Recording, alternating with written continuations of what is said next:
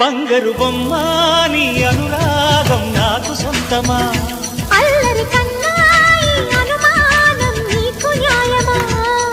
ఇది కరగని కల అనుకోనా కల కాదని ఎదురుగా ఉన్నా ఒళ్ళో ఇలా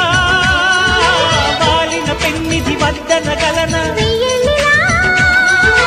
నీ పద సన్నిధి స్వర్గమిలననా బంగారు బొమ్మ నీ అనురాగం నాకు సొంతమా అల్లరి కన్నాయి అనుమానం నీకు న్యాయమా